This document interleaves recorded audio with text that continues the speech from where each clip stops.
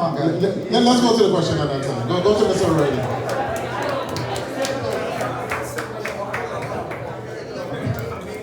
If you have a question, raise your hand so you can get a numbered card. We're going to first go to Mr. O'Reilly. Okay, good evening everyone, Brian O'Reilly here. This question is for Senator Vialet. And I'd start out by saying knowledge is power. And Senator Vialet, you introduced some points and I need clarification on the legislative piece. That's what concerns me. You said you referred to the Rum Distillery and you referred to craft distilleries and you referred to farm distilleries. And legislation was introduced. The amendment was made because we're dealing with a farm here, and legislation was introduced to amend the law that allows for farm distillery. You had a protest from farmers, and so therefore you're going back to the drawing board and going to put forward a second amendment to address the farm-related distillery, correct?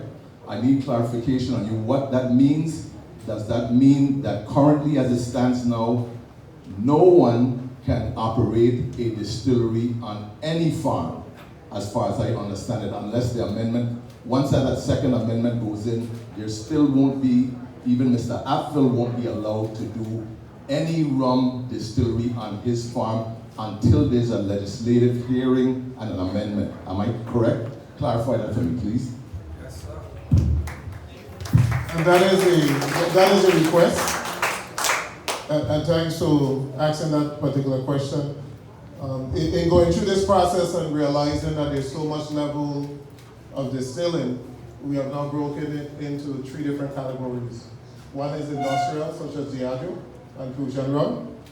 The second is craft, that could be set up wherever the zoning permits. And the third is a farm distillery that must utilize the crop of that particular farm as a source for distilling. But there's a limitation on how much can be produced, because we don't want to be distilling millions of dollars on farm rum. So for that particular farm distillery, it's going to be no more than 170,000 proof gallon. And then we're putting in the other environmental concerns that you have to conform to all environmental and coastal zone and everything else according to the PNR. So that has to be. And that is going to have a hearing. We are not doing it as an amendment, it's going to be a bill. And we are going to ask whoever at that point wants to testify before the legislature that you come and provide your testimony. Until that particular bill is heard, and whether it is passed or not passed, we're going to ask the developer to hold off and developing the property so that we can have the bill heard and we can go through the appropriate process.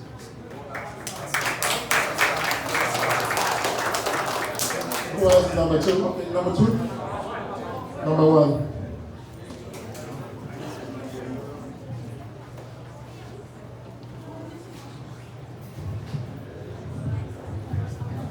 Good night, everybody. Senator, I want to thank you very much for organizing this, and Robert Apfel, I want to thank you very much for coming here to present to the community. And to the community members, I want to thank you all very much for coming. There's over 250 people in this room. There's another 50 to 100 people outside that couldn't get in this evening. This is a huge showing for St. Croix, and this is a testament to the fact that we're all very interested in a town hall meeting on this issue. So thank you all very much for coming.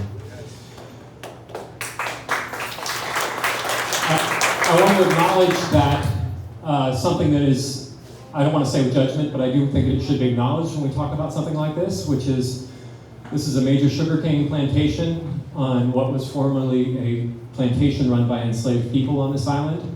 And I just want to acknowledge that that brings up a lot of issues for people, and I think it's important to say that. My name is Ryan Fleetle. Sir, before you continue, could you just please identify yourself? Sure, my name is Ryan Fleetle. The other thing that I want to say is we had about 15 or 20 minutes of rules on this town hall meeting, followed by a speech made for a candidate for governor. I respect his speech, but I do acknowledge that that's what we had. We then had a 2-minute commercial for the farm, and then we had about 40 minutes of a presentation by the landowner. There are people in this community who have come here today and requested that they make a presentation. Their community members commissioned a study and got a study done on what has happened with this farm. And we've been told that after all questions are done, that presentation can be made. But it seems to me that at a town hall meeting, what we should have is we should have the opportunity for all sides to be heard. And I think part of why we had some disruptions in discourse early on is because people felt like they weren't going to have the chance to be heard. And so I'd like to ask, this is my question. 10 seconds. I would like to ask the senator, and I would like to ask Mr. Apfel if the community can have the opportunity right now to make their presentation and share with you some of the information that they've gathered so that the discussion can then ensue with people being better informed about what is going on both sides.